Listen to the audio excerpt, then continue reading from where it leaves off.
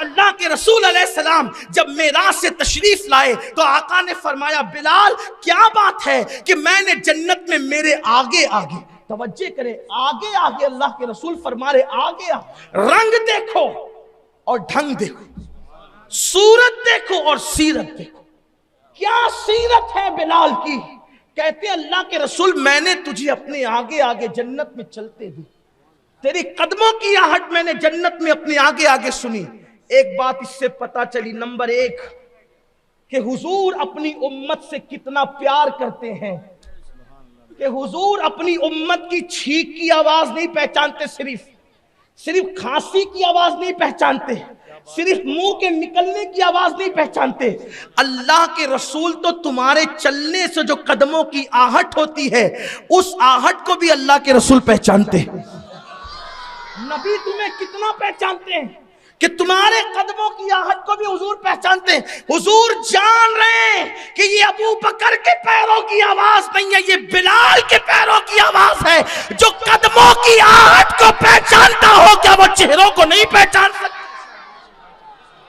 अपने नबी की हमसे मोहब्बत तो देखो, अपने नबी के हमसे प्यार तो देखो। हुजूर कदमों की आहट से तो मां भी नहीं पहचानती, कदमों की आहट से तो बाप भी नहीं पहचानता, लेकिन वाह मुस्तफा जाने रहमत तुम्हारी अजमतों को सलाम।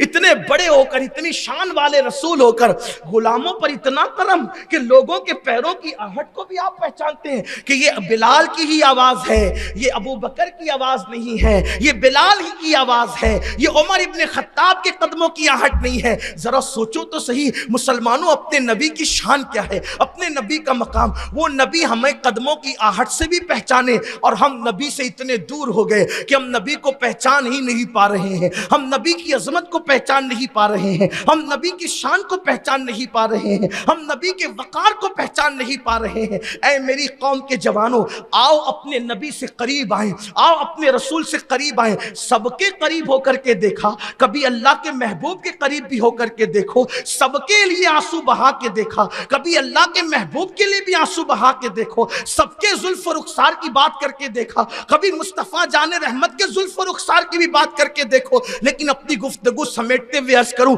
बात खत्म करते हुए कि सोचो बिलाल हबशी का रंग क्या था, लेकिन किरदार और कैरेक्टर की वजह से बिलाल के कदमों की आहट जन्नत में आगे आगे रसूलुल्लाह को सुनाई दी। मेरे करीम आका से उन्होंने अर्ज की, सरकार ने कहा क्या वजह है बिलाल वजह क्या है कि तेरी कदमों की आहट मेरे आगे आगे जन्नत में मैंने सुनी।